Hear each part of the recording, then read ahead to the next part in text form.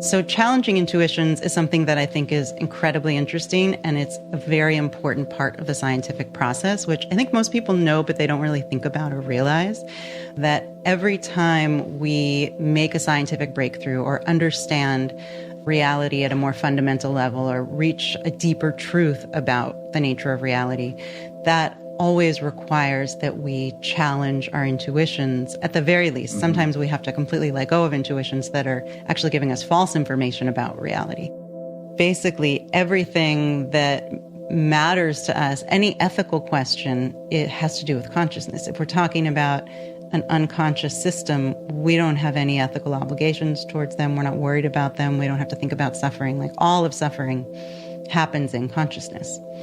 And so the difference is everything. If we brought in some advanced AI that looked like another human being who just came in, was introduced to us, if the scientist who brought this robot in said, don't worry, this robot's not conscious, it's everything that matters in terms of mattering. I mean, if this being starts to suffer in any way, if we think they're having an experience, we want to help it.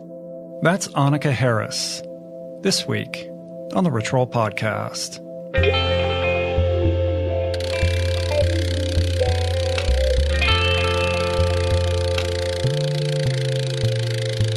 The Rich Roll Podcast. Hey everybody, how you guys doing? What's happening? My name is Rich Roll. I'm your host. This is my podcast. Welcome or welcome back. Real quick up top, reminder, my first live show, live podcast, extravaganza. It's all going down Friday, September 27th at the Wilshire Ebell Theater here in Los Angeles. It's a beautiful, gorgeous venue. Super excited about all of this. Tickets are going fast, so for more information and to grab yours while they're hot, click on the Appearances tab on my website, richroll.com, or you can also find it pinned to the top of my Twitter page at richroll. Second, if you're struggling with your diet, please check out our Plant Power Meal Planner. We're super proud of this product that was designed to answer one fundamental question: how to make healthy eating delicious, affordable, nutritious, and customized.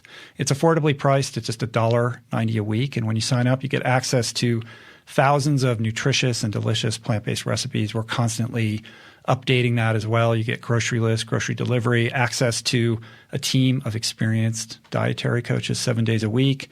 It's really phenomenal. So to learn more and to sign up, visit meals.richroll.com. Okay. Today, my guest is Annaka Harris. Annaka is an editor and consultant for science writers, specializing in neuroscience and physics. She is the author of the children's book, I Wonder, and she's a volunteer mindfulness teacher for the Inner Kids organization. She also happens to be the wife of author, public intellectual, blogger, podcast host Sam Harris, and is a contributor to his Waking Up meditation app, which I highly recommend everybody check out. And her latest book, a New York Times bestseller, and the focus of today's conversation is entitled Conscious, A Brief Guide to the Fundamental Mystery of the Mind. And it is quite the compelling, mind-bending read, which really challenges our assumptions about the nature, origin, and purpose of consciousness, one of the great mysteries of the universe. It's a fantastic conversation. It's all coming up in a couple few. But first, today's episode is brought to you by Athletic Greens.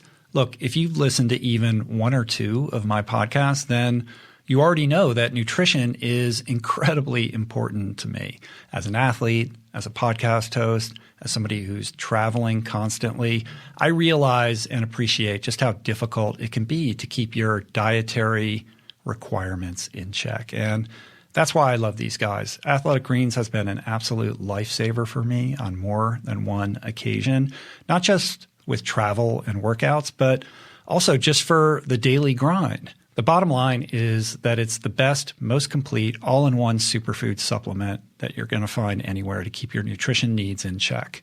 Their travel packs make it super easy to meet your needs on the run. Plus, it's 100% plant-based, gluten-free, dairy-free, vegan, the whole thing. No harmful chemicals, artificial colors, artificial flavors, preservatives, no artificial sweeteners or added sugar, just the good stuff. Look, the perfect diet every day is unattainable for most people. I get that, and the people at Athletic Greens get that. And that's why they spent over a decade working with doctors, nutritionists, and naturopaths to create a product to take all the guesswork and challenges out of meeting your daily needs. Athletic Greens is available in the US, Canada, UK, and Europe, and they've created a special deal for all of you guys, my listeners. 20 free travel packs valued at $79 with your first purchase. So stop wasting time hunting health food stores for the best individual supplements. All you got to do is go to athleticgreens.com/richroll. That's athleticgreens.com/richroll. Today's episode is also brought to you by Native. While it's obvious to put only the highest quality ingredients in your body, it's important that the products you put on your body are just as clean. And Native is here to make it easy. Native creates products with trusted ingredients and trusted performance. From body wash to toothpaste to soap bars, everything you'll find at Native is safe, simple, and effective. All their products are formulated without any of the bad stuff. No aluminum, parabens, triclosan, talc, phthalates, any of that stuff. And instead, they're filled with ingredients found in nature, such as coconut oil, shea butter, and tapioca starch. As a runner, I'm quite the deodorant connoisseur, and I intentionally avoid all products with aluminum because there's evidence it might be linked to certain types of cancer and other illnesses. But unfortunately, most natural deodorants on the market just don't work for me. I sweat a lot.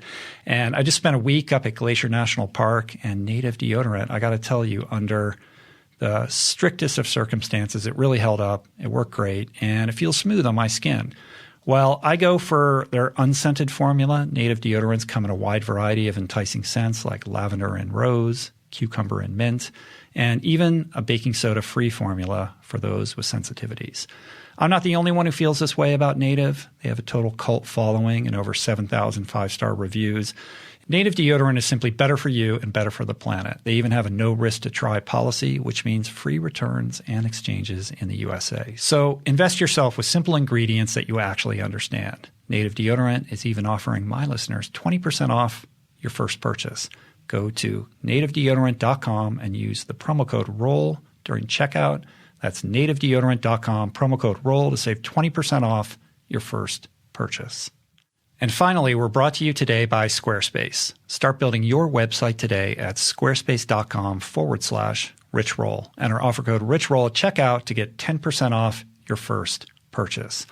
Online stores, portfolios, landing pages, informative resources. There are hundreds of reasons why you might need to build a website.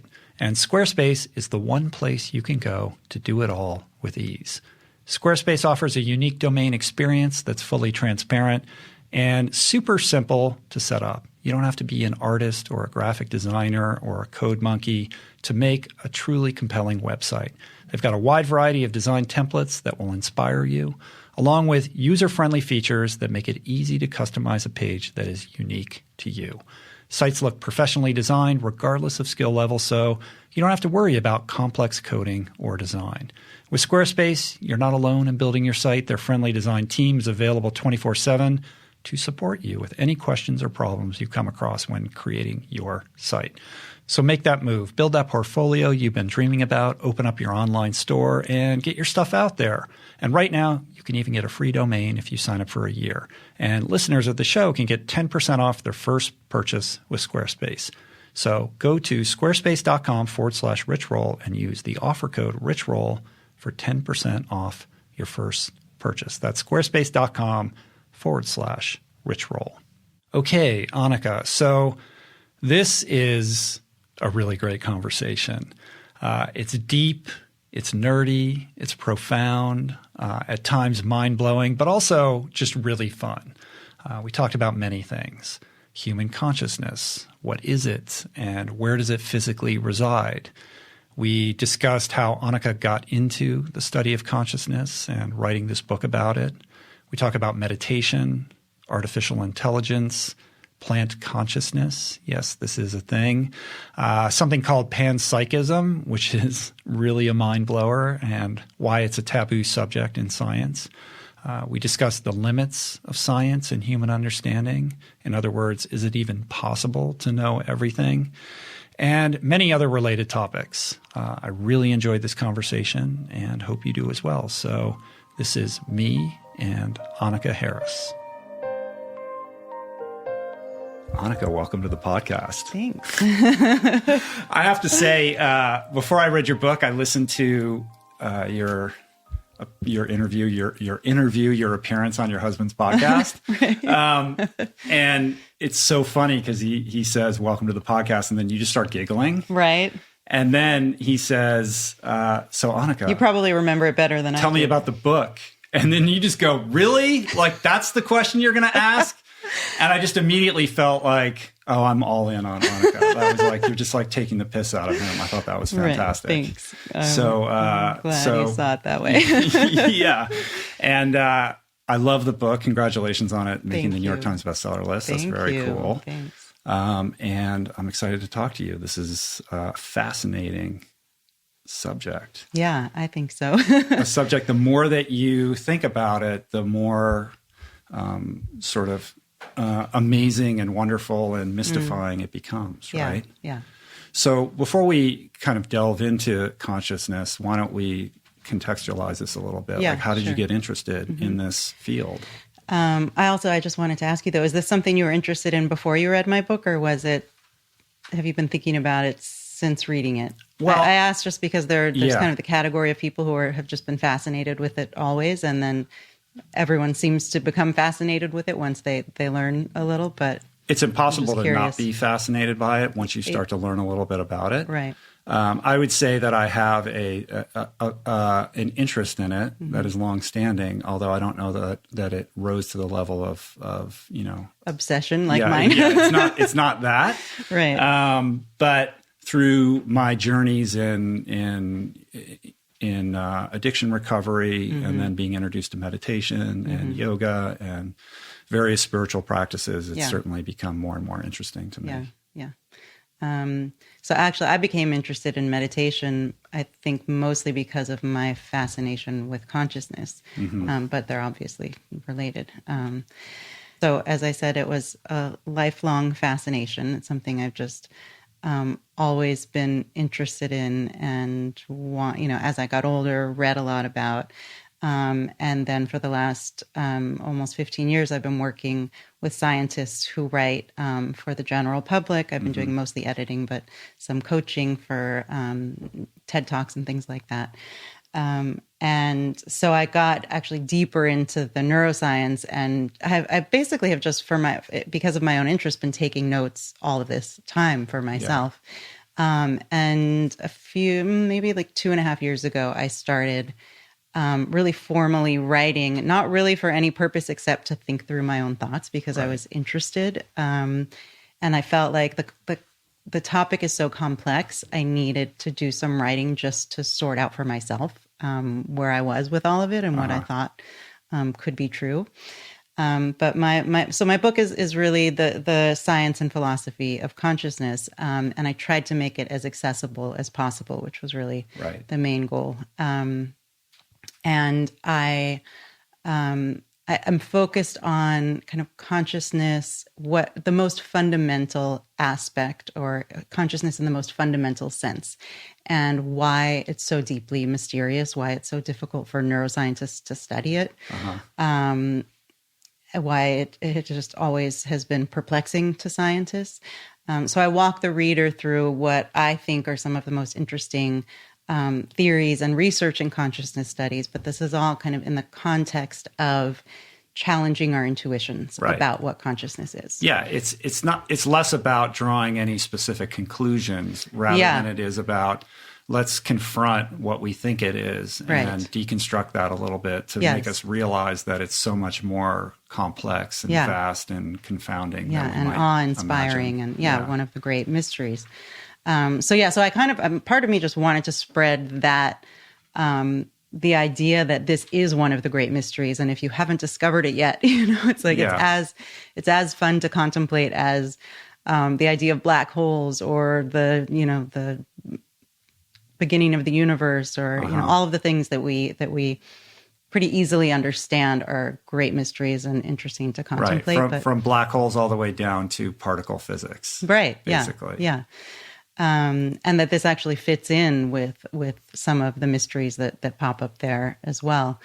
So challenging intuitions is something that I think is incredibly interesting, and it's a very important part of the scientific process, which I think most people know, but they don't really think about or realize. That every time we make a scientific breakthrough or understand reality at a more fundamental level or reach a deeper truth about the nature of reality, that always requires that we challenge our intuitions at the very least. Mm-hmm. Sometimes we have to completely let go of intuitions that are actually giving us false information about reality. So this is true in everything from understanding that the earth is a sphere and not flat, as our senses lead us to believe.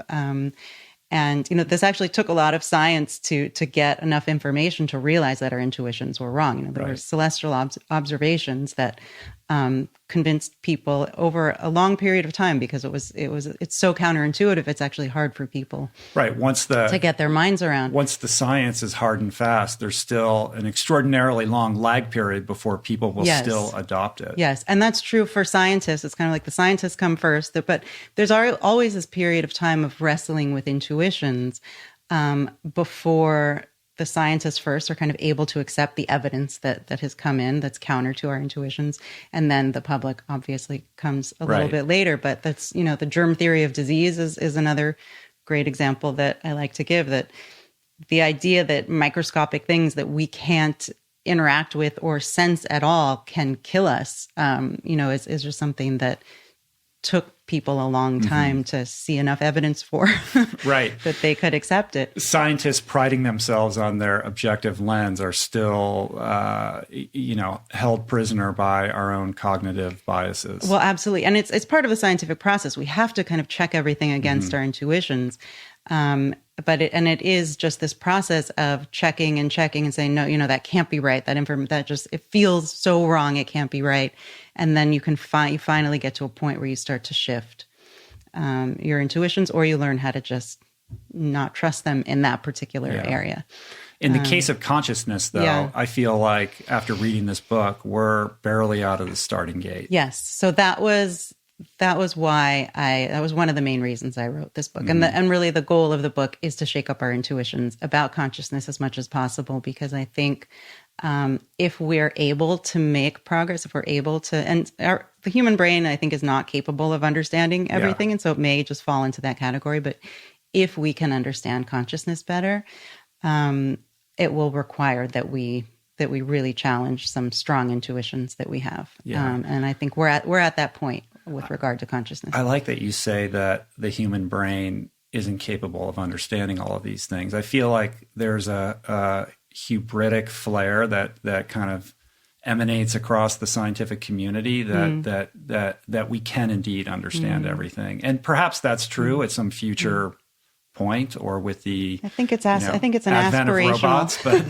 It's interesting because most science I know, and typically scientists more than other people I know, are much more willing to say they don't know something, or we may never know, or this is deeply mysterious. Physicists in particular, but scientists in general, I think the messaging that comes out, and I would partly fault the media, but I think it's also just a natural circumstance of the messaging. When we learn something new, it's kind of declared as if we know all these things and everything is knowable. Right. But I don't actually think that's the stance of science. Well, particularly with physicists. I mean, the more you dive deep, they're just throwing their hands up all the time. Yeah. It's like, how do you even begin to understand what these things mean? I've been watching these wonderful videos of this physicist, Nima Arkani Hamed, who's brilliant and hard to understand, but I do my best. But he spends most of his time talking about how space-time is no longer something that we think is fundamental. Mm-hmm. That there's something that's more fundamental than space-time, that basically there is no, at a fundamental level, there is no space and time. So if we're never going to get our minds around that, even if we can believe it. Well, time is a focus of the book in the later chapters, and I want to get to that. But let's start with let's just define our terms here. Yeah, like when we're talking about consciousness, what do we actually mean? So people do use the word many different ways, and it's confusing. The way I'm using the word in the book, and what I think most people mean when they're talking about the mystery of consciousness, the kind of the consciousness in the most fundamental sense, is the closest word I can get to is experience. And I use Thomas Nagel's description of consciousness from his essay called What It Is Like to Be a Bat, which is a great essay, and I recommend from the 70s. And he says in that essay, an organism is conscious if there is something that it is like to be that organism. And that language, for a lot of people, they kind of get it right away. I actually, for me, that happened. I knew exactly what he meant, but the language really isn't very precise and it can be confusing. So I usually follow that up with a series of questions, especially for someone who just says, I don't know what that means to say it's like something. And so I'll say, is there something that it's like to be you right now? And I run through this in the book. And of course, whoever I'm asking, we all know we're having an experience, right? We're conscious and we're having an experience. And then is there something that it's like to be this book on the table? And our intuitive answer is no.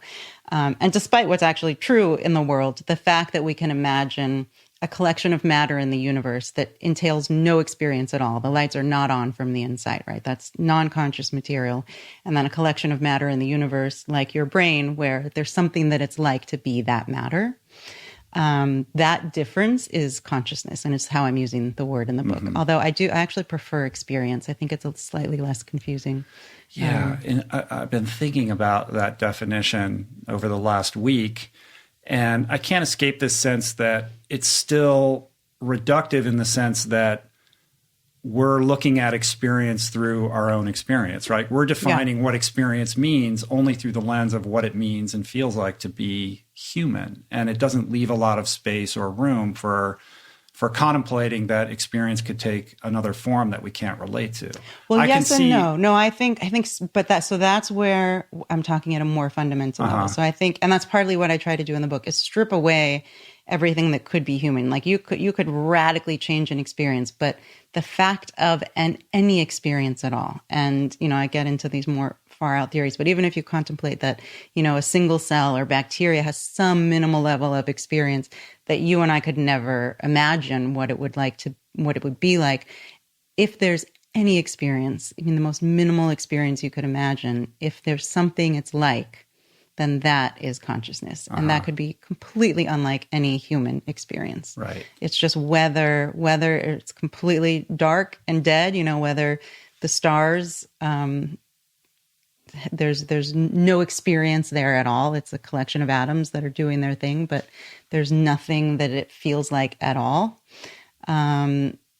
Or there is. Or there is, right? In a very binary way. Yeah. Well, and yes and no. I mean, it's in a binary way once you go from nothing to something. But then, of course, there's this gradation of what's possible in experience once you have experience. But yeah, I think you can say that it's either there or not. Right.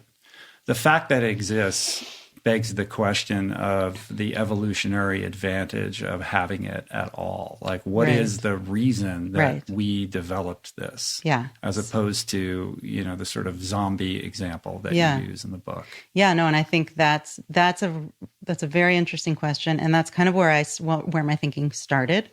And it's early on in the book that I pose these two questions that I think. So I have two categories of intuitions that I want to challenge. One category is our intuitions about consciousness itself, and then intuitions that occur in other areas that are in our lives that strongly influence or inform our intuitions about consciousness. And so I kind of put those into two separate categories, and I start with consciousness. And I just, for myself, in my own notes, I just wanted to get at what are the most basic, strongest intuitions we have about consciousness. And so I asked these two questions in the book. One is there behavior we can point to from outside a system that we can use as conclusive evidence that consciousness is present in that system, right? Is there something we can witness from the outside, some physical behavior that we could say, yes, anytime we see behavior A, B, or C, that's absolute evidence of consciousness. And I think our intuitive answer is is yes. And Right. it's a very strong yes. And even after dissecting this for 15 years, my answer is still yes. So an example of that would be, there are so many, but I often use, my daughter. If my daughter's fallen down and she's crying and asking for a Band-Aid, all of that behavior to me absolutely signifies that there's consciousness present, right? She's having an experience of pain. And so I wanted to start there because I thought this is an important exercise in all areas of science. And this is where our strongest intuitions are.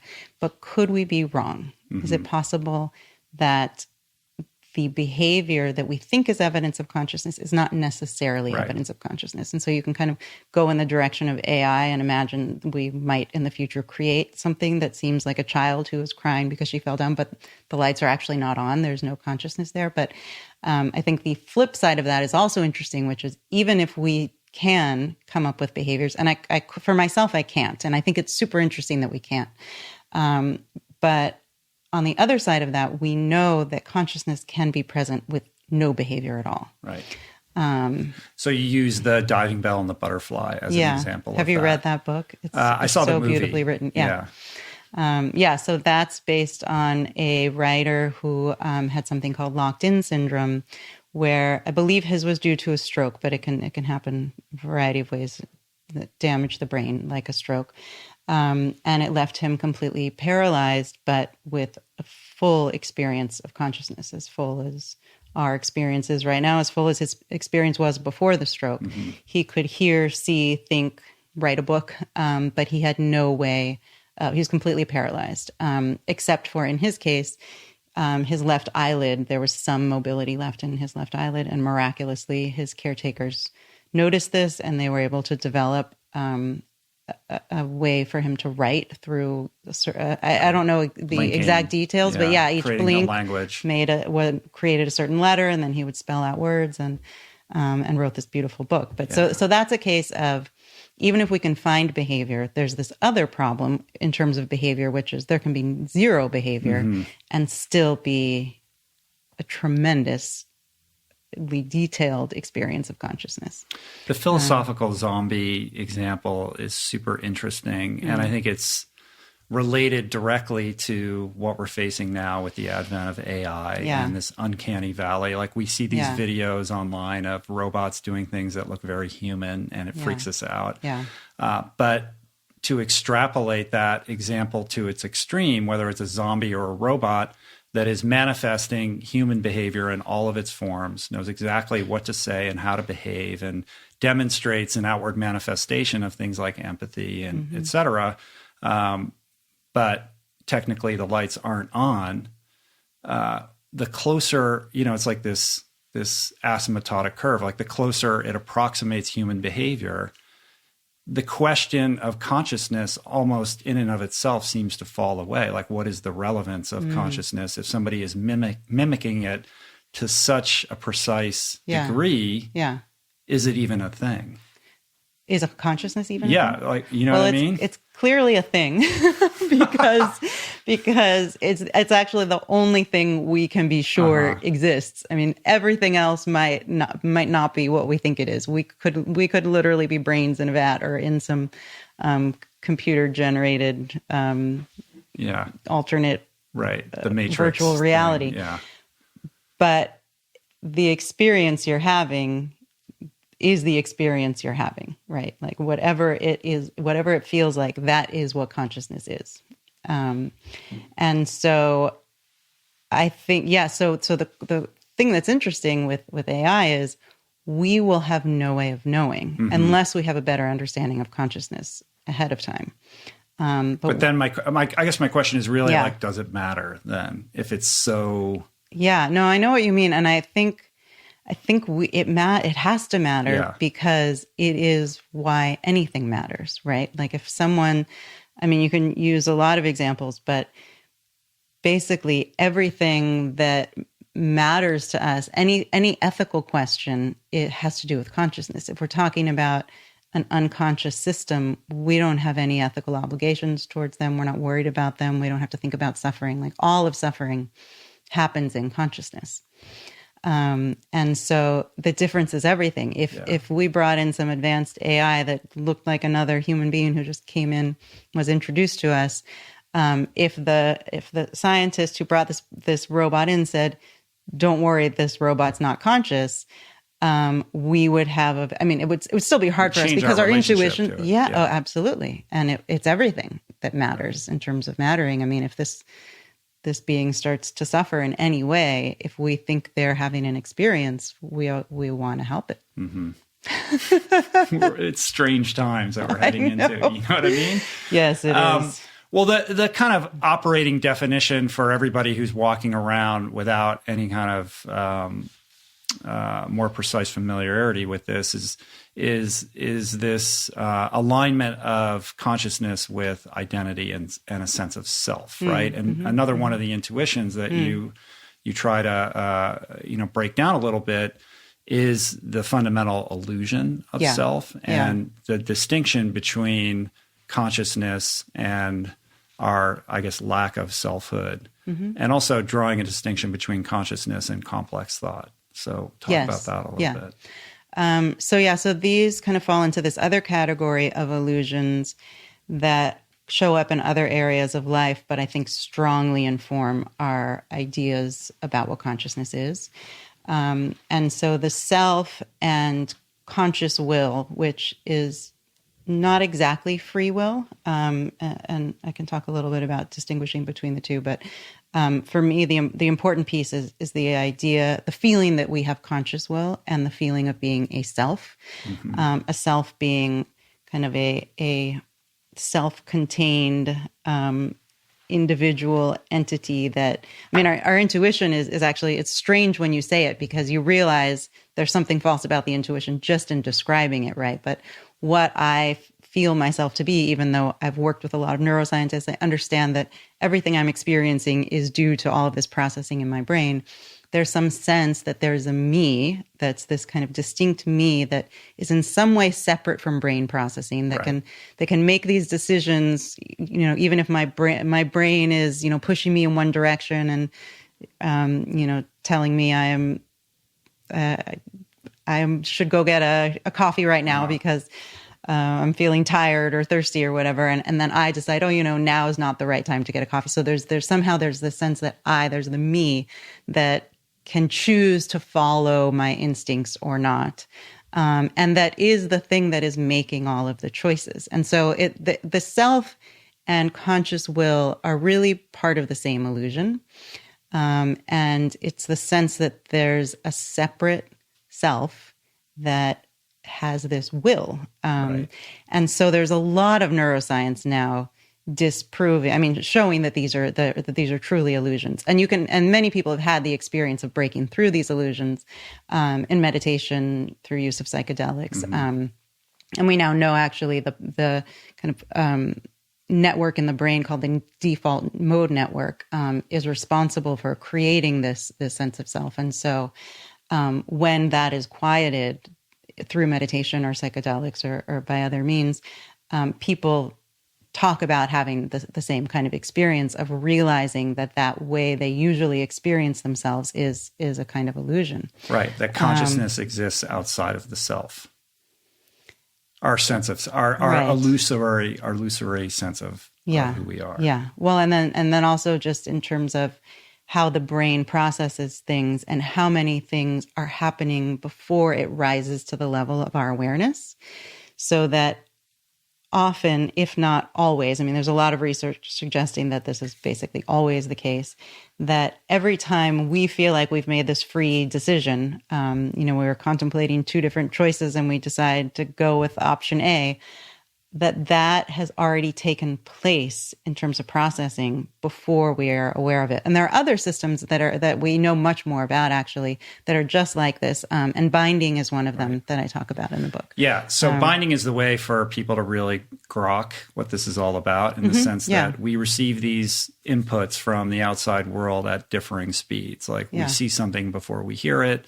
there is this delay mechanism wherein our brain assembles all of these inputs in some kind of Final Cut Pro program and then presents it to us in a cohesive whole. But that's not the way, that's not the way it actually happens. And that the kind of behavioral reactions that we manifest in response to those occur prior to our conscious awareness of having done so. Yeah. Which is kind of a bummer. It depends on how you think about it. I think it's kind of magical.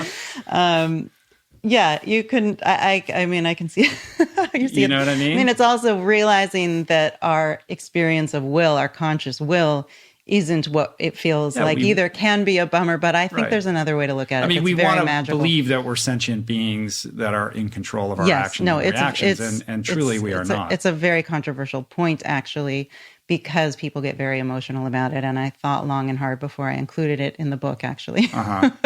Dismantling conscious will. Well, your husband has written extensively about this idea. Yeah. So it's not new to anyone who's coming to you via him. That's true. Yeah. But still. Yeah. I had this guy, Dr. Judd Brewer, in here 2 days ago, and he's done a lot. Sounds familiar. He's done a lot of work on the default mode network, doing fMRIs on people's brains after mindfulness and meditation practices. And we talked a lot about the studying psychedelics as well. A little bit, but he's more in the mindfulness space. And it was super interesting to see that relationship of, sort of toning down or turning off the default mode network and the dissolution of our sense of identity or self, allowing pure consciousness to enter and kind of the impact of that experience. Yeah. So I actually would be curious to know how many people experience that as positive versus negative, but there's a positive way to experience that, and it can be extremely positive. Right. It's part of the reason why there's been so much success with this psychedelic research on PTSD, that part of the healing is actually realizing that the sense of a separate self is an illusion, and there's kind of a connectedness with everyone and everything that comes about when you quiet that default mode network. So I think the experience, if you've had it, is universally positive because it provides a sense of connectivity to the world. Right. But I think intellectually, it's hard to grapple with. And very hard to grapple with. Yeah. No, it's completely counterintuitive. And I think that's part of the reason why this process is probably going to take a long time. Like the process, even just of the neuroscience we now have and know to be true, it's taking forever, even for some of the neuroscientists who are doing the work to really be able to accept the implications. Because it is just it's not the way we're wired to think about things. It's not the way we're wired to experience things. But again, it's the reason why I think it's such an important thing to be doing right now with consciousness, because I think it is the only path to deeper understanding and to better understanding. Right. Yeah. We have this idea that our consciousness, there's a locus for our consciousness, and it resides in our head, behind our eyes. Yeah. And that's fundamentally, the makeup of who we are. And a way of looking at that or defying our intuition about that is you've talked a lot about this on other shows, but on a neuroscience level, understanding that neuroscientists have not been able to find that. It's not like, it resides right here in this part of the brain. We see it flaring up when we activate it. Right. And also this practice of from that book about pretending you don't have a head, or like what it's like to not have a head. No head. On having no head. Yeah. To understand that consciousness can't be located in any geographical precise location. Yeah. I think that consciousness can, in some sense, the self can't. I mean, there is no self. Now I'm confused. Go ahead. So there are different ways of looking at it. And as I say in my book that I'm kind of 50-50 on this at this point. But we basically assume that consciousness is created by, at the very least, a brain and a central nervous system. So we can kind of look at it from that perspective. There are all these other theories that I carefully talk about in my book, which I completely rejected myself for many years and didn't even think they merited my reading much about them. Talking about panpsychism. We're going to get to that, trust me. We've kind of already gotten to it, so I need to give a little disclaimer before we start really talking about it. But panpsychism is this category of theories that posits that consciousness could be a fundamental feature of the universe, down to the level of atoms, even possibly originating out of some sort of field, the fluctuations of which give matter this intrinsic property of experience. So that there are all these physical properties of matter, and then there's actually an intrinsic property of all matter, so that there's some level of experience wherever there is matter present. So you can kind of answer this question of where consciousness is in space-time from either angle, from if we just assume consciousness exists only in brains, we know that is, I mean, there's no like pinpoint location, right? But the brain itself is creating a certain experience that it does not exist in your chalkboard, right? Your chalkboard is not participating in the experience of my brain. And so as far as we know. So there's some sense in which you can talk about a physical location in a brain-based view of consciousness. But even if you go down some panpsychic rabbit hole, it's still, at least for the theories that make sense to me, the way that I and there are theories that don't make sense to me within panpsychism. I mean, I definitely, when I consider those views, and so as I was saying, I rejected it categorically for a long time. It just sounded completely crazy to me and went against everything that I understood about the brain. And the more I fixated on this subject and the more I read and the more I thought about it, the more open I actually became. My own thoughts actually started leading me there, like what if? And then I realized there was this category of theories called panpsychism, and so then I started doing research there. And there are actually many mainstream, well-respected scientists who take some view, either within panpsychism or some, basically a panpsychic view, whether or not they call it that by the name, which I've said many times, a terrible name. we need a new name. Yeah.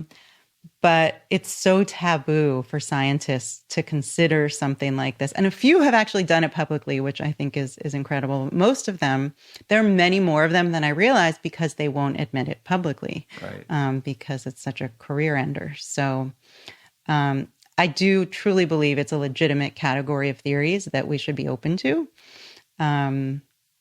And now I forgot your question. I was answering some other question. It doesn't matter. We're all in on panpsychism now. So, consciousness, the physical location of consciousness. Right. So within panpsychism, still each area of matter would entail whatever experience makes sense for that area of matter, even under panpsychism. Right. So I think there's a sense in which consciousness, no matter how you look at it, is tied to matter. Right. That consciousness can be redefined, and perhaps it's not exactly what we think it is, and it's a fundamental aspect of all matter, going down to, the atom all the way up to the human being and beyond.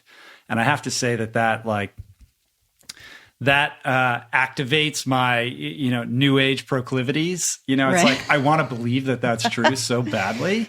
The beyond part? Yeah. The whole thing? I just think it's cool. It's like, wow, think about that. Like, wouldn't that be amazing that everything we thought about consciousness, it's so much more complicated and vast to be an essential property of what the universe is comprised of is an amazing idea. Yeah. And it's I guess it's a reality, but it's sort of disheartening that there are certain ideas out there that would be career enders for scientists just to talk about and think about, because science is about, like, science at the cutting edge has to be about asking questions that no one's willing to ask and exploring them as open-mindedly as possible. Yes, I agree. And I think it's kind of the right time to start making noises about this, because there are a variety of reasons, but I can see why it's gotten such a bad rap, and I can see the ways in which science gets threatened, and also the ways in which certain theories get co-opted by some ridiculous, pseudoscientific new age idea. And then those scientists kind of get implicated in this pseudo, Right. they have to be careful. Yeah, I get it. But it's a legitimate category of theories, and it's incredibly interesting. And given that we've made no progress on what's called the hard problem of consciousness, the fact that it's still so deeply mysterious, and that it doesn't seem that more understanding of brain processes will give us more information about this fundamental nature of consciousness, what it actually is.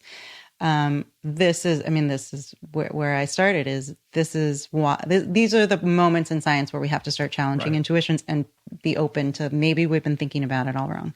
The kind of way in here seems to me to be by challenging this emergent, the emergent phenomenon of consciousness. This idea that yes, we understand as human beings that we are conscious and that perhaps animals are, but as you slide down the scale, at what point is something that is technically alive, that is cellular, not conscious? Right. And, from a binary perspective, is it a switch that gets flicked? At what point does a fetus become conscious? Yeah. There has to be some demarcation line, right? And the more you look and dive into that, you realize it's a gradation kind of thing. But is there does semi-consciousness become consciousness? And then if so, what is semi-consciousness? It falls apart. Yeah. No, in some sense, it kind of has to be binary.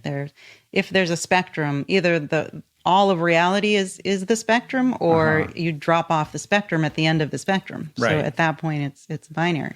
Right. So that's just this eternal mystery that we don't seem anywhere close to having any idea how to solve.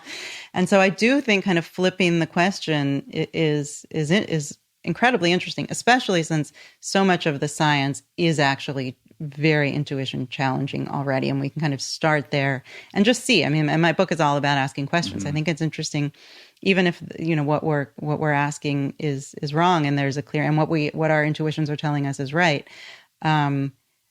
There's no reason not to say, let's just totally break this open. Yeah.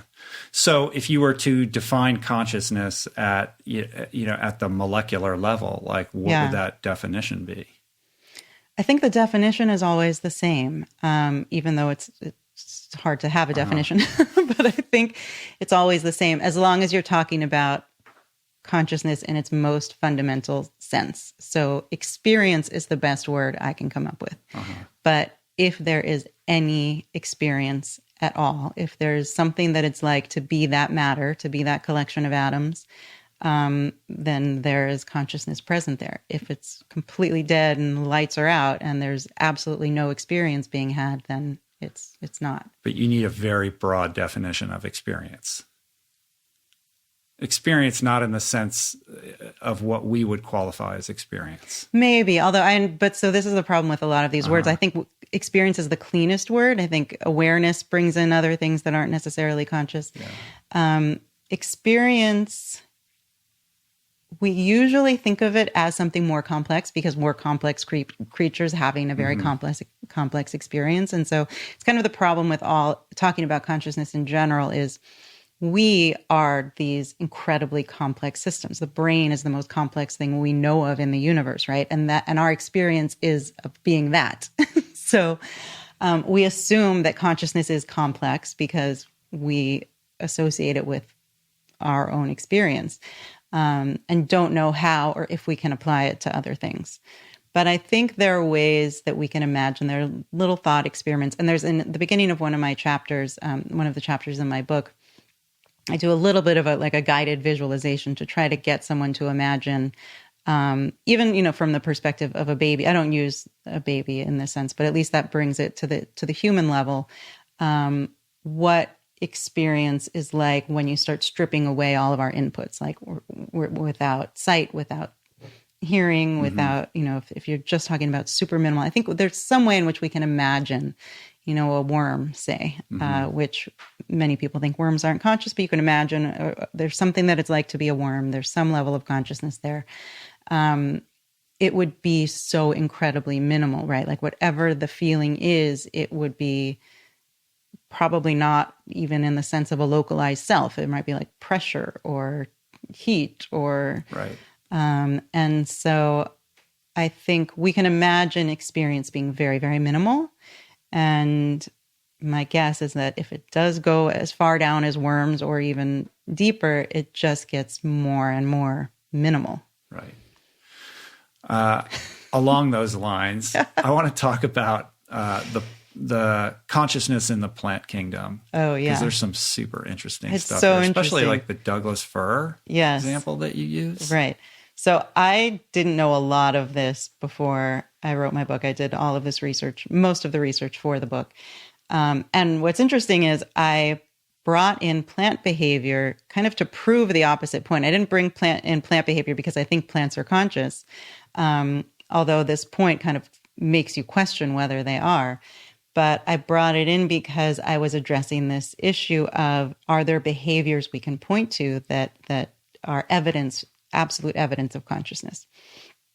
And there are so many plant behaviors that are so much more similar than I realized, and I think than most people realize, down to the mechanism. So it's kind of like behavior that you would describe in similar terms to the way we describe human behavior, but they're also similar genes, similar processes of cell changes resulting in electrical signals in much the same way that our brains do. And of course, they're very different, but they're similar enough that I use it because we assume plants are not conscious. Uh-huh. And so you can kind of play this trick on yourself by saying, okay, if plants do these things that when humans do them, we say that that's evidence of consciousness, but we assume plants are not conscious. They're doing all of this without consciousness.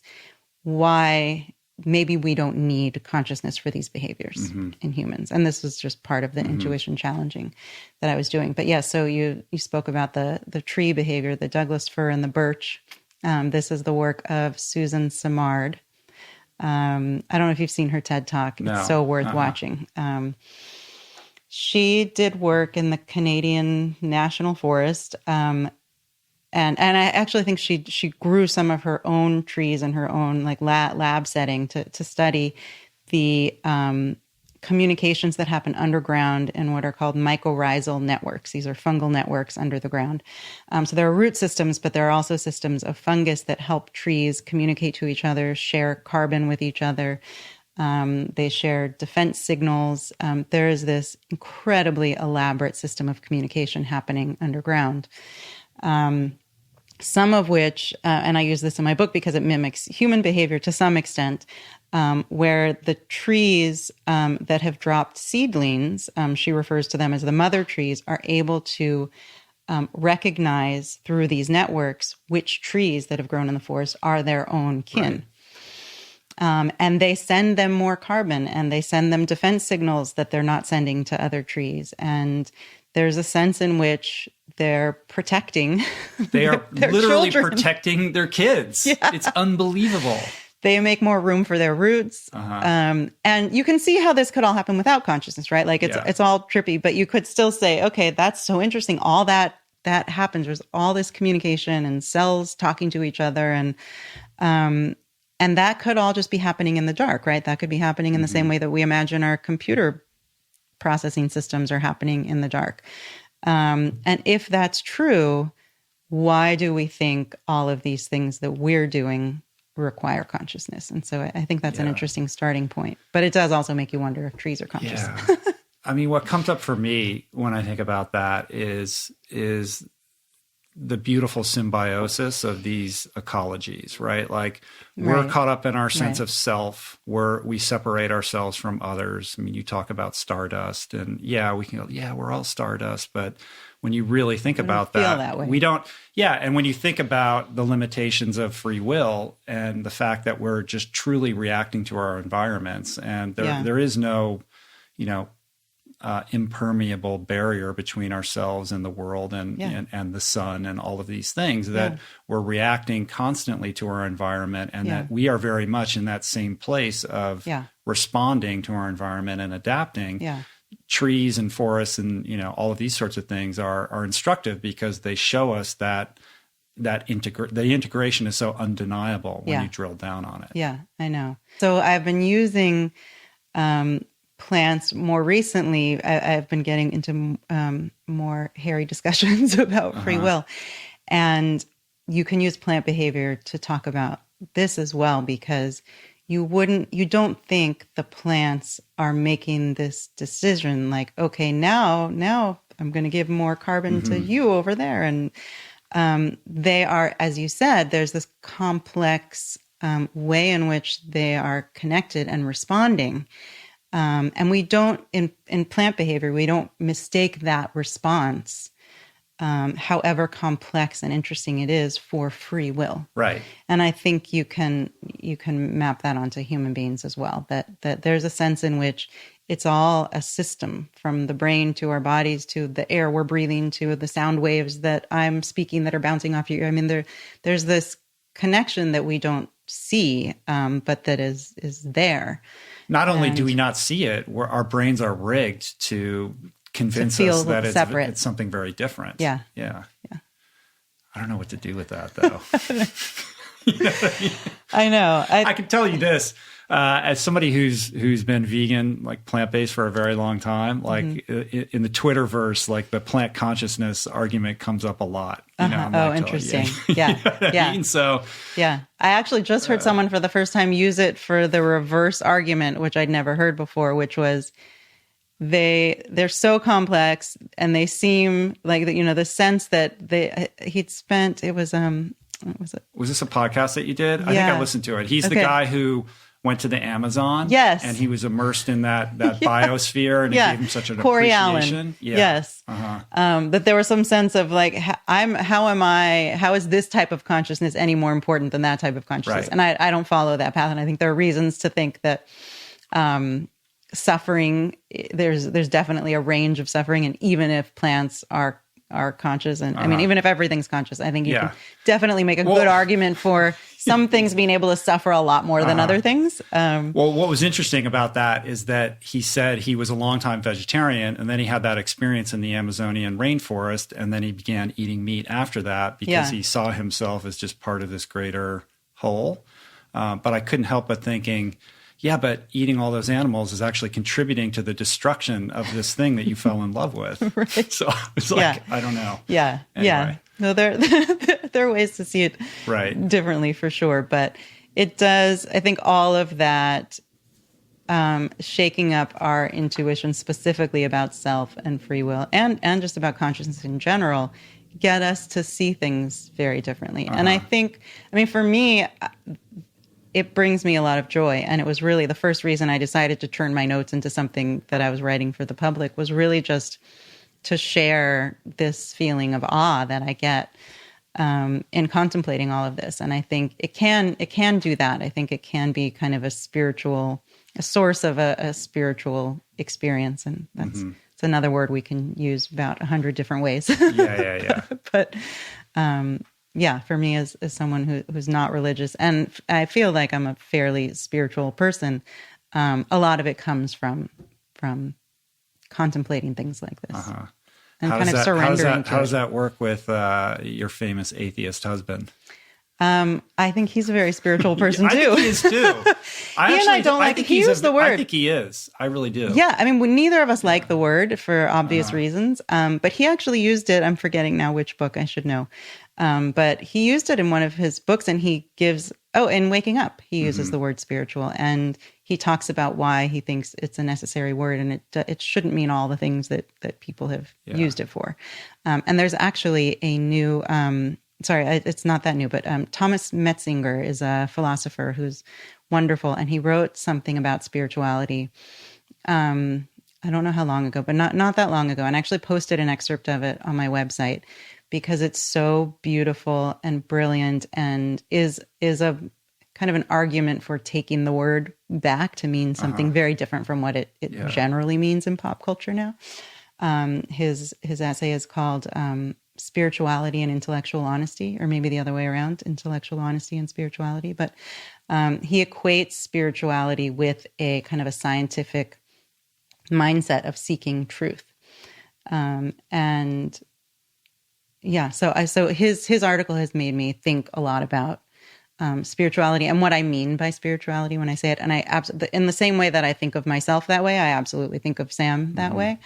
And yeah, for me, it's more of a kind of staring into the unknown while seeking truth and feeling this intimate connection to the rest of the universe. And so, that can be done through meditation. I mean, it can be done in a variety of ways, Right. but I mean, I think, well, first of all, a guy who stops out of college because he has an experience and goes on a 10-year journey that takes him to ashrams and all these, this guy's a seeker, you know, you can call it spiritual or whatever, but he's on a journey for greater, deeper understanding. Yeah. And I don't see science and spirituality as incompatible at all. In fact, your book is testament to that. The more you drill down on these crazy ideas, the more room you provide for awe and wonder at just how mysterious and amazing all of this is. Yeah, no, that's what I think. That's why, that's why I hesitantly call it a source of spirituality for me. Yeah. So another intuition that you confront and debunk about consciousness or what we think about when we think about ourselves has to do with you explore it through like these split brain experiments and toxoplasma that allows you to realize like that, hey, we're not so much in control, or that consciousness isn't exactly this unified entity. Yeah. So this is some of the research I use to help people break through or see the sense of self and conscious will as illusions. So the split brain research, I think, does this incredibly well. And this, do you want me to explain? Yeah. So this is research that was first done by the neuroscientists Michael Gazzaniga and Roger Sperry, and they were doing research on patients who'd had a surgery to essentially split the brain in two. This sounds like a horrific procedure, but it actually helped a lot of people with epilepsy. Because an epileptic seizure is essentially an electrical storm that can spread. The most devastating, most dangerous ones spread throughout the brain. And so they discovered that if they cut the brain through the corpus callosum and essentially split it into its separate halves, it would prevent the electrical storm from spreading to the entire brain. And many patients got incredible relief from this. And for the most part, you couldn't tell. They seemed normal and healthy after the fact. Through this research, they discovered that there was a sense in which the person, the two split sides of the brain were kind of like separate people in terms of their consciousness and in terms of their will as well. And so essentially the patients end up like conjoined twins almost, where they have like separate minds, but they're sharing this body. So one of the famous experiments is of a split brain patient. So the way the brain works is our visual field, the right side of the visual field gets projected on to the left hemisphere. The left visual field is projected onto the right hemisphere. The same is true for a lot of things like our hands. The sense perceptions from our hands go to the opposite hemisphere. And so they were able to kind of separately question and communicate with each side of the brain. So they would flash a word. I think in my book I use the one where they flash the word key, and they flash that to the left visual field, which would only go to the right side of the brain because that's where it goes. And normally that would be shared across the corpus callosum, but this has been split. So it only gets received by the right hemisphere. So the right hemisphere has seen the word key. The left hemisphere hasn't seen anything. And when you ask the person, also the speaking center of the brain, language communication is not always, but usually in the left hemisphere. In this patient, it was in the left hemisphere. So the experimenter asks the person, what word did you just see? And they say, I didn't see anything. And that's because the speaking part of the brain is the left hemisphere. Then there'll be a bunch of objects on the table, rocks and coins and things for them to choose from. Then they'll say, reach out and pick up the object of the word you just saw. And the person with their left hand, because it's controlled by their right hemisphere, who saw the word key, will reach out and pick up a key. And this is just replicated over and over again with the same results. And there are different ways that they can ask various questions. There was a child, I'm forgetting the name they used for him. I think they kept his name anonymous, but they used a name, but he was famous for having the ability actually to speak with both hemispheres. And so they were able to get a lot of information from him, but they would ask him questions and he would have different answers depending on which hemisphere they projected the question to. So it's crazy. He wanted to be one side wanted to be, I forget now, but one side wanted to be a draftsman when he grew up and the other side wanted to be something else. And oh my God. There are bizarre cases of one half of their brain being an atheist and the other one being a Christian.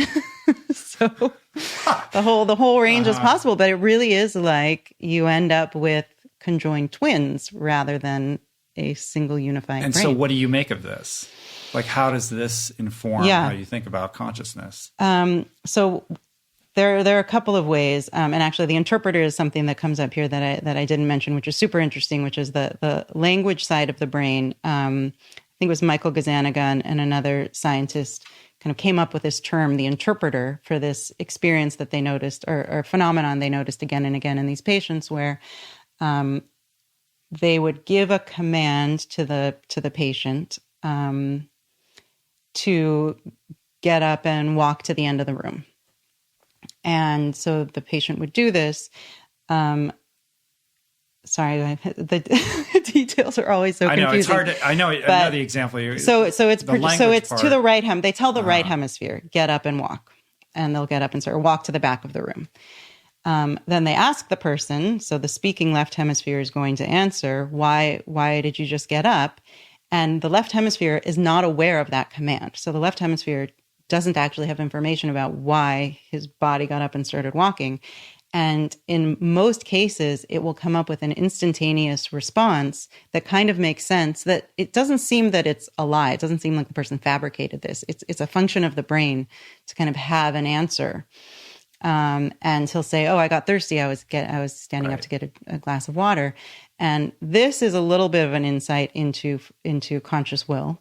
The idea that, and many neuroscientists think there's something like this. There's a kind of an interpreter effect happening all the time, or a lot of the time, where we have this unconscious brain processing. It kind of rises to the level of consciousness, and we think we know the reason. Mm-hmm.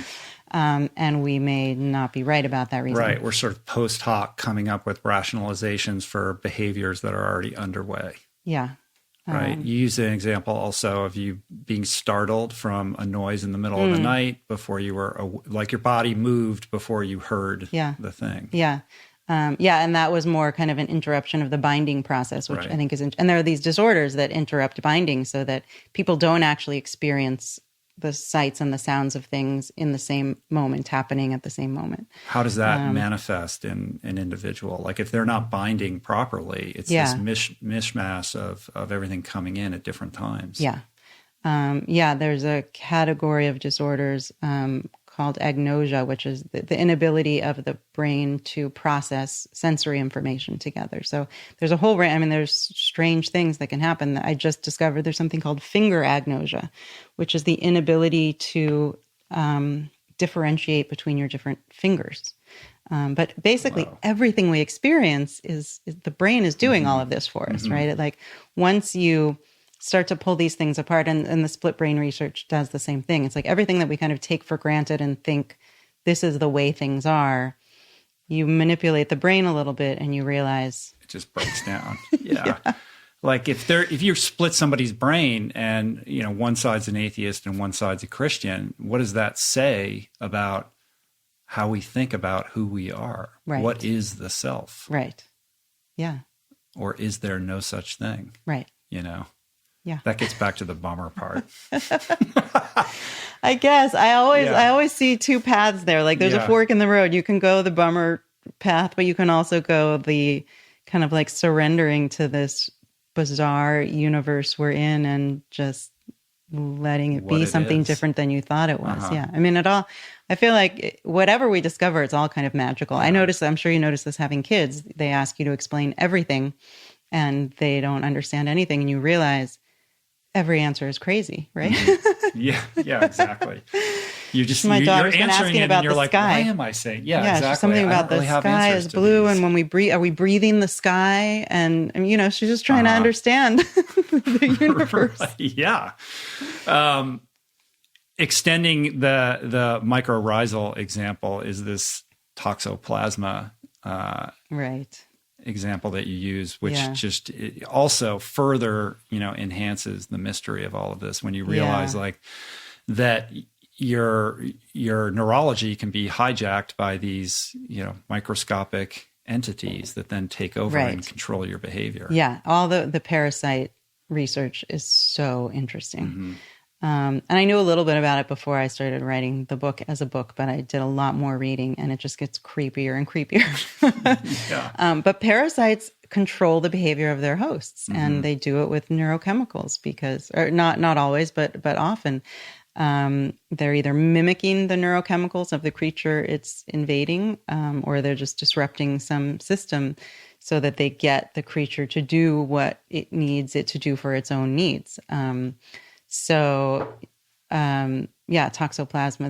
that's an interesting one. That's one a lot of people know about in cats, where it needs to reproduce in the intestines of a cat. And so in order to, but then it part of its life cycle happens outside of the cat, but it needs to eventually make its way back to a cat. And so, rats that are infected with this parasite, who normally have a natural fear of cats, this parasite alters their brain chemistry in such a way that they actually become less fearful in general.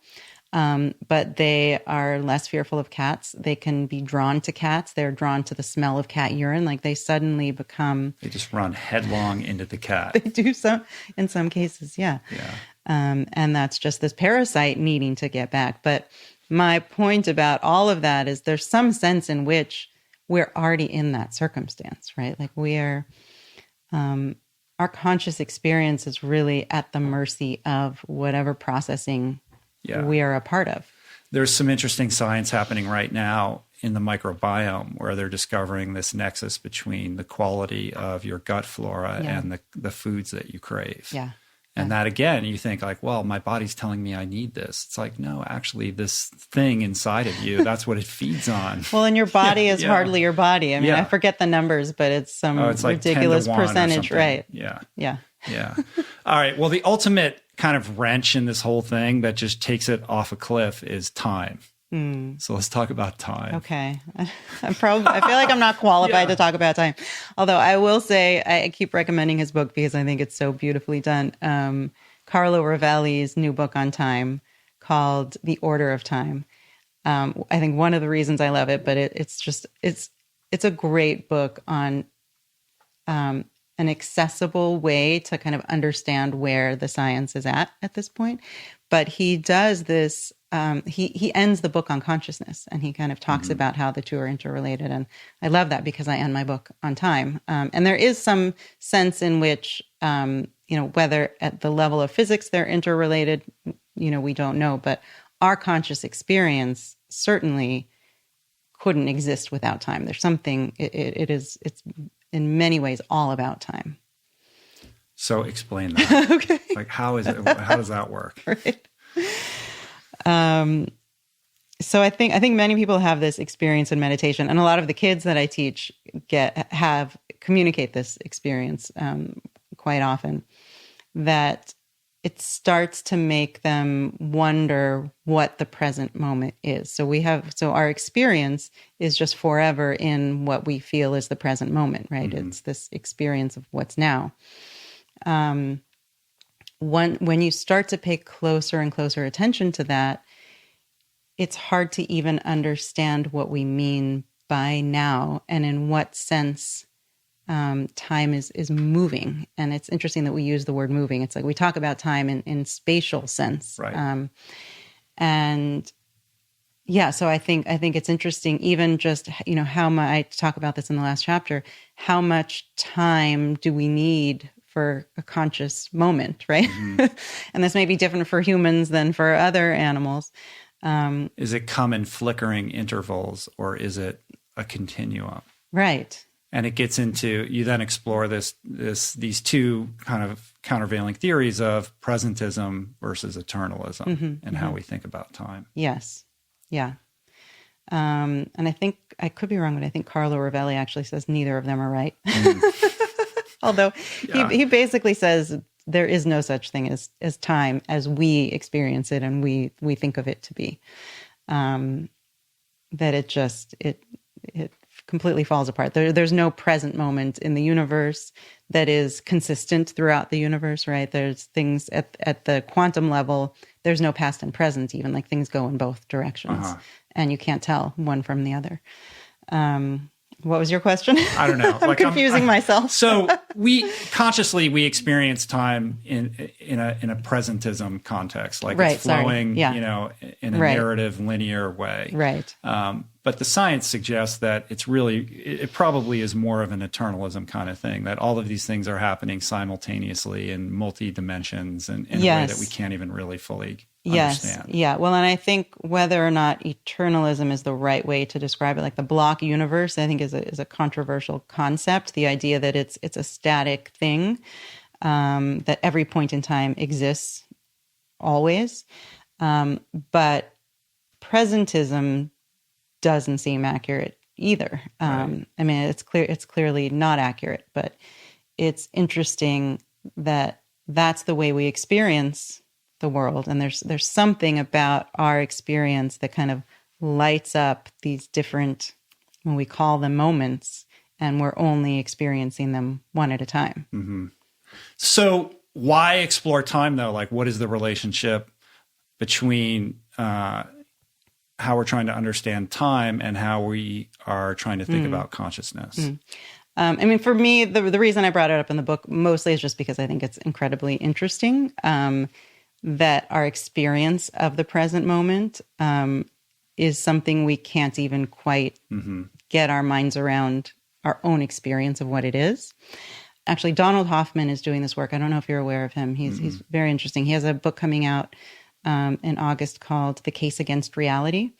And he is he's doing this with this very rigorous science. And I think some scientists are questioning what he's doing, but I think it's very interesting, and he's certainly grounded in science. But his question is, are we thinking about it backwards? So is it so hard to understand consciousness because we're thinking we're living in this non-conscious universe that somehow gives rise to consciousness, that's not the right way to think about it? Is it possible that consciousness is fundamental and gives rise to the physical world? Oh, wow. And so, even he will say, I might be wrong, but we should explore this. Yeah, that's super and so those are the types of places that these intersections happen between the mysteries we're coming up against in quantum mechanics and right. In your what research, we don't know about in your research for doing the book, what really out there ideas did you come across that didn't make the cut? You know what I mean? Like, you went out on a limb to include, this panpsychism. Sorry. Parapsychism is even worse. You're coming up with a worse term. Yeah, I know that would be worse. And I know in your podcast with Sam, he's like, he's saying like he was trying to talk you out of this, but I would imagine you came across some other stuff too. You're like, that's a little too out there. Yeah, I think there are some. My feeling is that some people have taken what I think are legitimate questions within panpsychism to make all kinds of claims like the universe is, there's something called the combination problem in panpsychism, which I talk a little bit about in the book because I actually don't see it as a problem. I think it's partly because we're confused about being selves and that illusion that's misleading us there. But within this, the combination problem is essentially the philosophical problem. If panpsychism is true, how is it that these smaller points of consciousness in the atoms of my body and the cells come together to create this other form of consciousness. And I don't think about it that way when I contemplate panpsychism. That's not the way I think about it. But so then the natural next question is there some kind of human, larger human consciousness or consciousness of the universe? There was an article recently, I think, titled, "Is the Universe Conscious?" So I think, again, confusing consciousness with complex thought. Right. I think it's really a misunderstanding of the implications of panpsychism that lead people to what look to me like slightly religious beliefs that for many people give them gets them out of the feeling that they're bummed. This is what we're coming across, and they want to believe that there's. Yeah, it's interesting. It's not comforting to me. It's interesting, but I get why it would be comforting. But yeah, no, the idea that there's some plan, there's some path, there's this higher consciousness. We don't, we can let go of God, but now we're going to use this other thing as a placement for God. But the idea that human brains that aren't connected would have some bigger mind that is, I mean, it's, those are the types with a of plan theories for every single person. Yeah. Right. Yeah. But that aside, it's undeniable that there is an organizing principle on some level going on here that I don't know that we'll ever fully be able to comprehend, but is certainly true nonetheless. Right. Yeah. What that is. Whatever's true is true. Yeah, right. Well, you're somebody who has been a meditator for a long time. And I know your entry point to that started with migraines, right? Which is something that my wife deals with and has dealt with. She was just recently, the last 2 days, like down and out. Just tried everything. It's been a real challenge for her. Yeah, it's awful. But that's originally, if I'm not mistaken, what kind of brought you into that world. Yes. When I was young, I was about 8 years old when I first started getting migraines. And there was a moment at which I was experiencing a particularly bad one, where I'm sure this happens to your wife too. It's the strangest thing where you're in so much pain, and it's actually a migraine is kind of hard to even pinpoint where the pain is. But any tiny little movement, like just taking a big breath or adjusting myself, would be like this crash to my head. And so I had to stay incredibly still. And I guess because I was so focused on like all these little micro movements and just, I think when you're in that much pain, and I know other people have had this experience, just the slightest adjustment in one way or the other can make a huge difference. So it can bring you just a little bit of relief. It feels like a lot in that circumstance, in the same way that the movement that makes it more painful does. So I was aware of that, and I think as I was staying really still, I was able to notice that just the psychological state I was in, that I had gotten myself into, or maybe that's not a fair way to describe it, but I realized that I was kind of like fighting the pain. It's hard to describe, but with my psychological stance, right? Yeah. Like my way of kind of looking at the pain or being with the pain was with a lot of resistance and like wanting it to go away, although that's not the right way to describe it. It wasn't with words. It willfulness. Felt like, I mean, right. It almost felt like a movement, right? And so I just decided in that moment, I don't know why, but I just decided to stop doing that and to just get curious about what I was experiencing and to kind of get closer to just really let it be there and really kind of almost like facing your fear. Like, let's just get into this. Like, what is this? And that was kind of the first moment for me of noticing that curiosity could be helpful and kind of be an antidote to different types of pain, which is, I think, part of a realization that comes through meditation also, but more specifically just not resisting something, and kind of having a stance of being curious and letting things be. Even when you're in terrible pain, it creates just the slightest bit of relief. And that was a powerful insight for me that I then, when I was able to, or when it occurred to me, I was able to apply to other areas of my life, not just physical pain, but psychological pain too, to just getting curious about what is this thing that I'm resisting made it a little more tolerable. Yeah, it's interesting. That's something that Judd Brewer was talking about the other day here, like using, like his work is really in cravings and addiction and using mindfulness techniques. It's a kind of pain. And the idea of like letting go of your, willful impulse to try to combat this and releasing your self-judgment and all the emotions that swirl around it and just being curious, being present with it, being curious about what it is. And when you approach it from that perspective, it's almost like it's like it dissolves the solid. Mm-hmm. Yeah. No, I think that I hadn't thought about it in that context, but it must be a great tool because it gets you to see thoughts and even sensations like pain as almost as energy, right? It's this thing that is pretty amorphous that when you look at it very closely, craving is a really interesting one. And I actually it's not quite craving, but it's in my meditation practice, the thing if I'm sitting a long retreat, the thing that I now welcome because I think it's so interesting is the desire to move, right? Right. Like it's very hard to pinpoint what that feeling is. Like, I know a touch to the hand, I can kind of know what that feeling is pretty clearly, but wanting to move is very hard to find in. Yeah, it's not localized in any particular place. And so any kind of like craving or wanting, when you take a closer look at it, I think becomes a kind of, you realize it's a kind of energy. Yeah, and then it starts to break down. Yeah. When you look at it from that perspective. Yeah.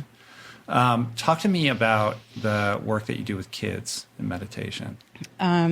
So I've been teaching meditation to children for close to 15 years, I think. I've stopped counting, but I think it's about 15 years.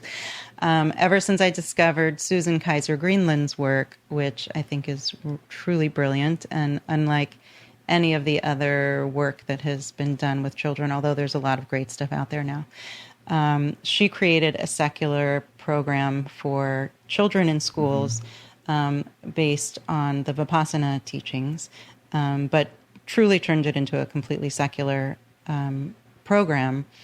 And I had just finished a meditation retreat where I kept thinking about how beneficial it would have been for me to learn to meditate as a child, and how I was kind of naturally inclined, as I think a lot of, I noticed this in my classes, so I think it's like any other ability or talent where most people can learn it, but some people are like truly gifted at it and can learn it much more easily. And I think actually in general, I think children can learn to meditate more easily than adults.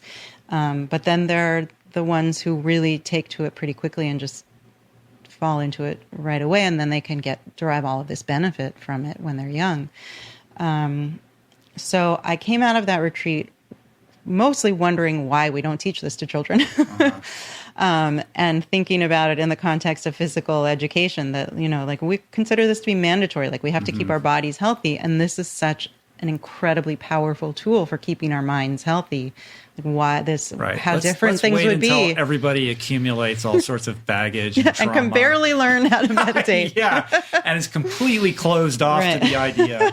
The openness, the open-mindedness of children seems to be, perfectly suited for, because they're not like, they want to be in that place of awe and wonder and exploration. Well, and they're in that place all the time. It's like my daughter asking if she's breathing the sky and like why her breath isn't blue, and it's all mysterious, and there's no idea that it should be one way versus another way, and so much of that is an obstacle to learning how to meditate when you don't know what a self is or what free will is or what you're just very open to the next experience. How many of the kids that you teach end up adopting like a consistent practice? Oh, I wish I knew. That's a great question. How does that work? It's all over the place, I'm sure. I've heard from many parents. I get these wonderful emails and sometimes photo. I actually got this text a couple of years ago from a mom who said we couldn't find, I'll use a different name, Rebecca. We couldn't find Rebecca. We were visiting my parents. We couldn't find Rebecca. We were looking all over the place. And then I found her, and she showed me the picture, and she's sitting meditating under a tree in the backyard. It's amazing. Yeah, it's amazing. And it's the most wonderful thing about it is that what I was hoping was true is true, that she clearly was deriving so much benefit from it. This is something she wanted to do on her own. She just decided to go do it in a moment that she felt like she wanted to or needed to or whatever. How does it work with your own kids? Much harder. Tell me about it. Yeah. I keep thinking I need someone else to record all of my guided meditations for my kids so that they're not mine. Yeah. Yeah, I mean, all of my meditations and lessons are now on the Waking Up app, and I have a long page, and it's maybe slightly intimidating because there's so much text, but I put everything in there that I think is actually really important to know before you teach kids how to meditate. And one of the points I make there is that it's really important to not force kids, to not to not put pressure on them at all to do it or to learn it. And that I think the best thing that parents can do is model it for their children, which is true of so many things. And my kids, especially my older daughter, she's 10, is definitely interested. And I got very lucky, actually. They invited me to teach a meditation class at her elementary school. So I taught her class kindergarten first for 3 years through second grade. And, that's not advice I can give to, to other parents. Yeah. So it just kind of stops there. But what's interesting is I think children really learn meditation better in the context of a group or a school or a learning setting. And I think at home, you really just have to offer it and talk to them about it so they know it's something that's available and show them how it helps you. And I actually think it's important to do it in front of them. I think they become interested without telling them they have to do it. Just actually sit down and set a timer. And the parents I know who meditate, who have kids who meditate, that's how it's happened. Works. Yeah. I mean, it's like any good behavior that you want to instill in your kid. If you create restrictions and mandatory rules around it, that's a recipe for disaster. Yeah. I mean, it can go both ways, but meditation is definitely that way because it's totally an internal experience. So you can't, you can tell them to say thank you to someone when they've given them something, but meditating, you can't control. It's like you can't force someone to go to sleep, right? Like that's just not something. Is there an optimal or appropriate age to introduce this? My favorite age to teach is 9 and 10. And I still generally think that's the best. If there's one time that you're going to introduce it to children, I think that's the time, partly because it stays with them. I think when they learn around 4th grade, those memories stays with them. Yeah. And they're also at this really beautiful stage of still being kids, but they're starting to think like adults. And you can have basically every conversation you would have with an adult about meditation with a child that age. And so I think the learning is just very deep. And I think they learn as well as younger children. But I am always proven wrong when I think a group of children are too young and I'm invited to try to teach them. Now the youngest I've taught is 4.5, and they absolutely learned. And it's different. That's cool. Each age is different. Yeah. And I would say not every child in that class was meditating for sure. Maybe 4 or 5 of them got it, and a couple had some really interesting experiences. So I think they can learn as young as 4. I think it depends on the context. It depends on how they're learning. Speak about that and just the epiphany that one young child had about what the present moment is. Yeah. Like that in and of itself, if nothing else. Yeah, no, that's so often the epiphany, and it's so I love it. It's so interesting to hear them talk about it. But yeah, this was a little boy. I think he's 5, or was 5 at the time.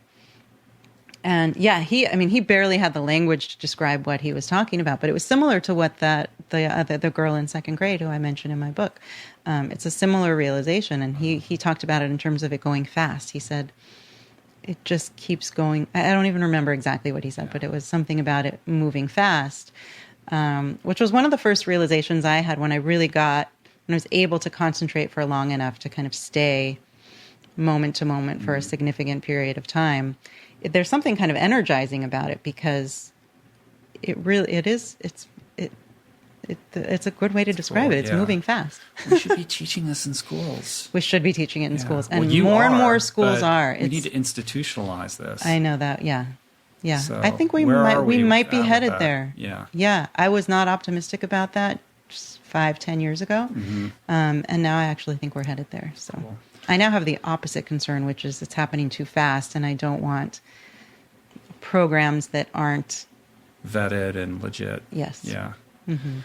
All right, we gotta land this plane, but perhaps leave us with. All right, so we've challenged all our intuitions about consciousness. Like, where does this leave us? Like, I finished the book and I'm like, okay, I don't know. Now I'm like, I learned a lot, spend the rest of your life confused. in awe. Yeah. Like, I don't, what are we? You're asking questions, right? So what do we do with these threads that we're pulling on in terms of how they can inform how we live our life day to day? Yeah. I'm not sure I have the greatest answer for that. I guess I'm not expecting you to. But. Yeah, no, luckily we now have this research actually that shows that being in a state of awe is actually very good for us. And we kind of can feel that. We know that it feels good. But it increases our well-being to think about these things and to contemplate mysteries and the bigger questions. And so I think if anything, there's that. There's that, if you enjoy wondering about these things, keep doing it. Yeah. And if you think you know what's going on, think again. Right. I love the book. It's Thank great. You. The subtitle is A Brief Guide to the Fundamental Mystery of the Mind. It is brief. It's a small book, but don't be confused. This is a very dense, but you got to take your time. You're not going to rifle through this. You could read it in a short period of time, but the concepts themselves are very deep, and they're asking you to think deeply about them, which is great. So congratulations. I loved it. Thanks. Yeah. Good. How do you feel? You feel all right? Yeah. Good. We did it. Yeah. Thanks so much. If you want to connect with Annika, where are the best ways for people to Probably my website is the best. It's just AnnakaHarris.com, but it's ANNAKA Harris.com. And are you doing any public events or speaking or any of that kind of stuff? Very little. Yeah. Okay. Nothing to announce now, although I do announce everything that's coming up on social media. So. All right, good. Yeah. And if you have children and you're interested in exploring meditation with them, the Waking Up app, you can find all of Annika's programs there. Yes, and some of my guided meditations are on my website also. Cool. Thank you. Yeah. All right. Thanks. Peace. Lance. I thought that was great. Did you learn something? How cool is Annika? I really enjoyed that. I hope you did as well. Please do me a favor. Check out the show notes on the episode page at richroll.com and let Annika know how this one landed for you. You can share your thoughts with her directly on Twitter at Annaka Harris or on Instagram at Annaka Harris Projects. And don't forget to pick up a copy of her new book, Conscious, A Brief Guide to the Fundamental Mystery of the Mind. Like I said in the podcast, it is a brief book, but it's also quite dense. And I would say that weeks and weeks after reading it, I still find myself grappling with its profound ideas. If you would like to support our work here on the podcast, there are a couple simple ways to do that. Just tell your friends about your favorite episode. Share the show on your favorite social media app. Take a screen grab, share it on Instagram or Twitter, tag me, and I'll reshare it sometimes. Subscribe to the show on Apple Podcasts, on Spotify, on YouTube, and Google Podcasts. Leave a review on Apple Podcasts, and you can also always support us on Patreon at richroll.com/donate. I want to thank everybody who helped put on the show today. Jason Camiolo for audio engineering, production, show notes, interstitial music. Blake Curtis for additional audio engineering. And Margot Lubin as well for videoing and editing the podcast for YouTube. Jessica Miranda for graphics. DK for advertiser relationships. And Ali Rogers for portraits. And in closing, theme music, as always, by Anna Lemma. Appreciate the love, you guys. I will see you back here next week with another great conversation with Humble the Poet. It's a good one. You're not going to want to miss it. Until then, peace. Plants. Namaste.